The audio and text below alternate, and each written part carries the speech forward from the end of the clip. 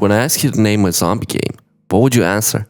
Dying Light, The Last of Us, Days Gone?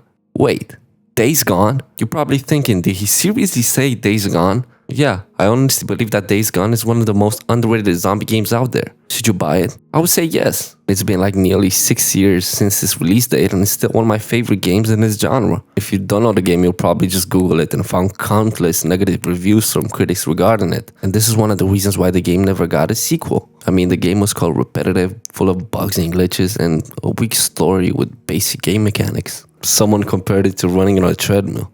And yeah, it's true, the game was full of glitches and bugs when it was first released, but I gotta disagree when it comes to the story being basic or weak game mechanics. I mean, most bugs were fixed with updates, and when it was released to the PC in 2021, it got most sales on Steam that week. And I gotta be honest, I did not experience the game in its original version, but I did not encounter any glitches or bugs in my playthrough of the patch game. You play as Deacon St. John, a drifter navigating a post-apocalyptic Oregon overrun by freakers, infected humans to be exact. At its core, the game revolves around the bonds you create with other survivors around the world, such as Boozer, which is one of my favorite characters in the game, by the way. You must carry out missions for other survivor groups around the world, or just set out to explore the world by yourself to actually find out what happened up until this point. You fight with other survivors, or save the innocent, but you're actually a bounty hunter which kills freakers in order to get camp credits. And with those, you actually get better gear or pimp your ride.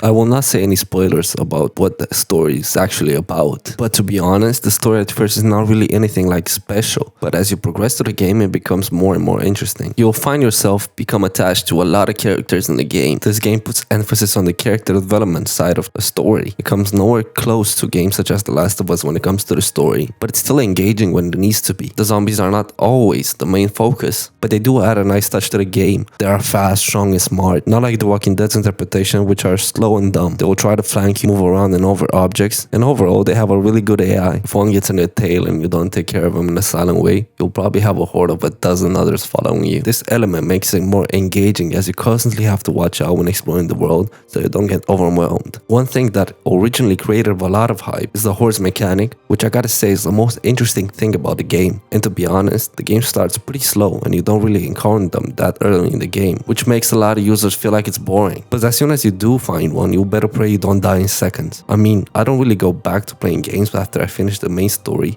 but this game made me come back countless times. Another game mechanic that I found interesting is the bike that you use to travel around the world. You can pimp it out to upgrade the traction, durability, and speed, and tank capacity, which you will soon realize is the most important one. In most games, you'll get a car or a horse and you'll ride it all over the place as much as you want and don't really think about it. Well, in Days Gone, you must plan out trips so you don't run out of fuel in the middle of nowhere and have to run for your life for a safe place. And I gotta say, the map is pretty big and dangerous, and it has a lot of enemies scattered everywhere. And depending on what difficulty you play, they'll have more health, and it also affects the scarcity of resources, which are really important in order to take on hordes or just ambush camps. I played the game on hard difficulty, which is not even close to the most difficult one, and I gotta say, I died multiple times when I least expected it. As you play, you'll find how to craft different items that will aid you in fights, such as distractions, better weapons, or throwables, and trust me, you will need them. Overall, Days Gone is an amazing game that more people should try to play.